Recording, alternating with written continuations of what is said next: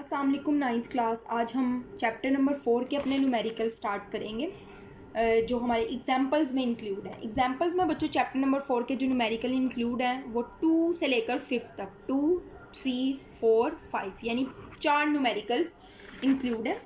तो हम देखते हैं अपना न्यूमेरिकल नंबर 2। बच्चों देखें, a man is pulling a trolley on a horizontal road. एक हॉरिजेंटल रोड पे एक ट्रॉली को पुल कर रहा है with a force of 200 Newton.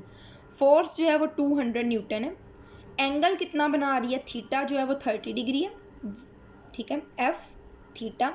Find the horizontal, horizontal component मालूम करें यानी एफ एक्स मालूम करें, और वर्टिकल अमूदी कंपोनेंट, उफकी और अमूदी कंपोनेंट एफ वाई मालूम करें। बच्चों गिवन डाटा में फोर्स और थीटा है, ये आपका है गिवन डाटा।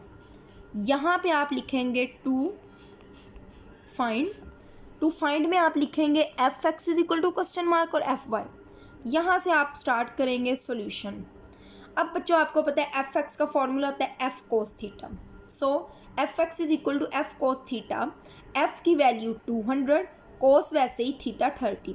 200 कोस 30 की वैल्यू 0.866, इसको इससे मल्टीप्लाई किया तो 173.2 न्यूटन। ये आपके पास आ गया बच्चों हॉरिजेंटल कंपोनेंट। हॉरिजेंटल कंपोनेंट कौन सा होता है, जो एक्स एक्सिस के साथ होता है। आगे बच्चों वर्टिकल कंपोनेंट पूछा गया। वर्टिकल कंपोनेंट का आपको पता है वाई एक्सिस पे होता है, तो F Y is equal to F sine theta. F Y is equal to F की वैल्यू 2 साइन और थीटा की वैल्यू 30। साइन 30 जब आप फाइंड आउट करेंगे तो हमारे पास आता है 0.5। 0.5 को आपने ये 200 को ऐसे नीचे लिखा, इसको मल्टीप्लाई किया तो आया 100। Thus horizontal and vertical component of the pulling forces are 173.2 newton and 100 newton. Horizontal component 173.2 और वर्टिकल कंपोनेंट 100 न्यूटन रिस्पेक्टिवली बिलतरतीब है। ये हो गया बच्चों आपका सेकंड न्यूमेरिकल। आगे जो आपका इंक्लूड है वो न्यूमेरिकल नंबर 3 है। देखें, a mechanic tightens the nut of a bicycle using 15 centimetre long spanner. 15 centimetre लंबा जो स्पैनर है उसको यूज़ करते हुए टाइट करता है। Exerting a force of 200 newton, कितनी फोर्स लगा रहा है, 200 न्यूटन लगा रहा है।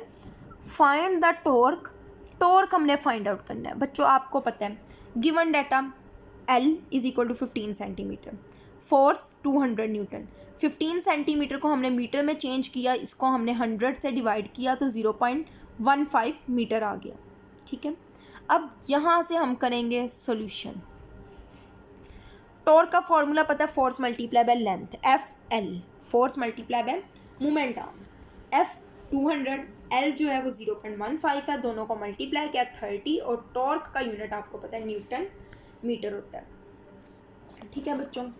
आगे जो है हमारा न्यूमेरिकल इंक्लूड वो है 4th और 5th। 4th में आपको बाद में करवाती, पहले जरा आप 5th न्यूमेरिकल देखते हैं। A block of weight 10 Newton is hanging through cord as shown in figure। एक ब्लॉक है जिसका वजन 10 न्यूटन है, उसको कॉर्ड कहते हैं बच्चों रस्सी को, डोरी को, उसके साथ बांधा गया। Find the tension in the cord, cord में टेंशन जो है वो हमने मालूम करनी है, ठीक है बच्चों। अब वेट जो है वो 10 न्यूटन है, टेंशन इन द कॉर्ड जो है वो मालूम करनी है। पहली बात ये है कि देख के ही पता चल जाता है कि टेंशन जो है ना वो भी 10 न्यूटन ही होगी, क्योंकि एक्शन रिएक्शन एक दूसरे के इक्वल होंगे। बट सोल्व हम किस तरह करेंगे कि फर्स्ट कंडीशन आती है, इस पर अप्लाई होती है, वो कहती है sum of all the forces F X जो है वो 0 होता है।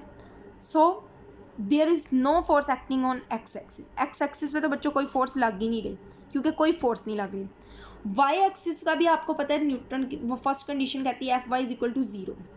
अब T minus W is equal to 0। देखें मैंने आपको बताया था सिग्मा एफ वाई, दो फोर्सेज हैं, एक टी है उसमें प्लस हो जाएगी डब्ल्यू।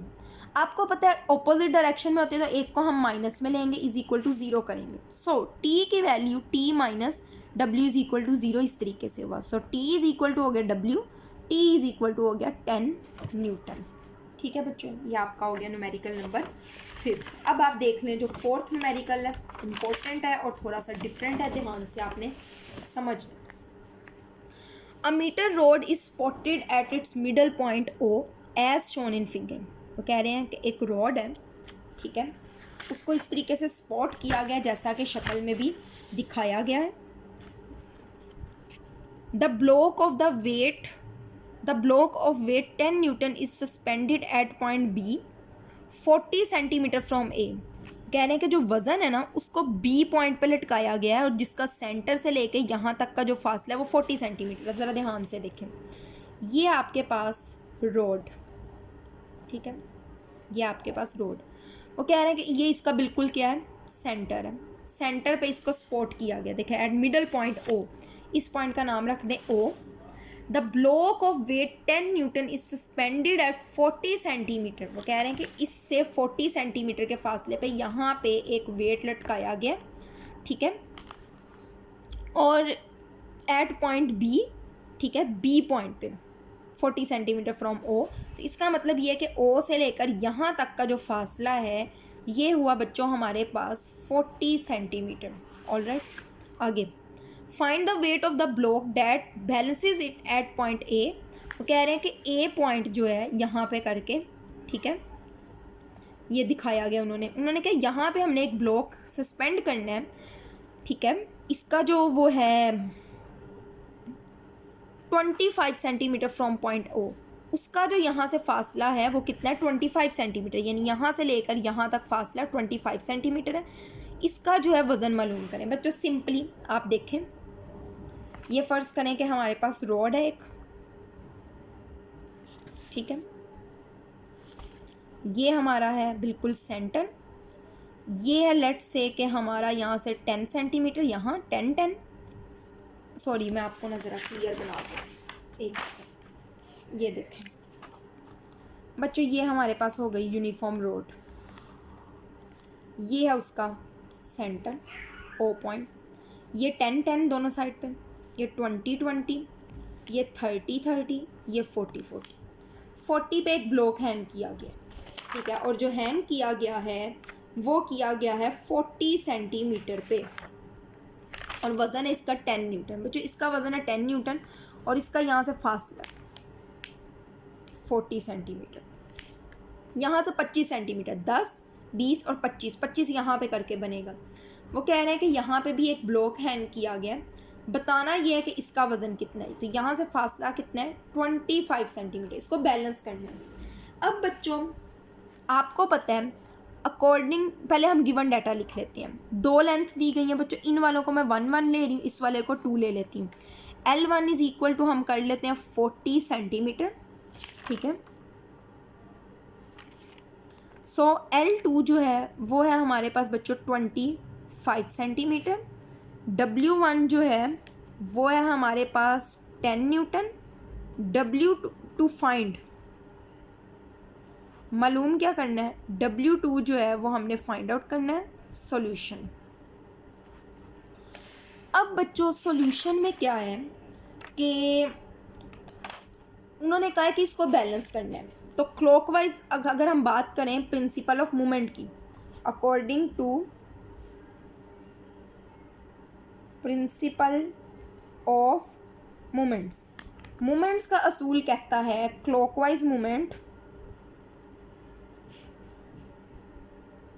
इक्वल होता है एंटी क्लॉकवाइज मूवमेंट के।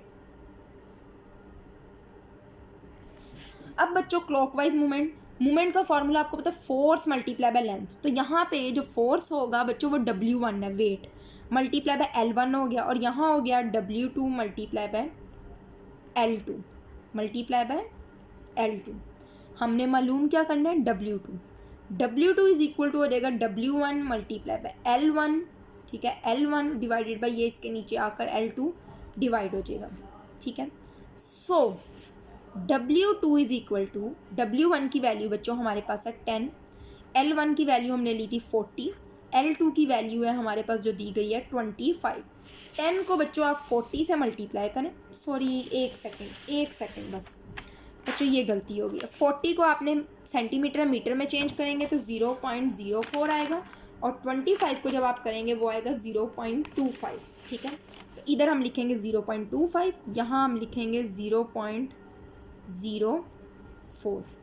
इसको इससे मल्टीप्लाई करके 0.25 से आप डिवाइड करें तो हमारे पास आंसर आएगा 16 न्यूटन इसका वेट आती है। ये आप देख सकते हैं, देखें L1 L2 W2, W1 find out करना है according to principle of moments. ये हमने सॉल्व कर लिया। ठीक है बच्चों, ये हमारा चैप्टर नंबर 4 भी कंप्लीट हो गया।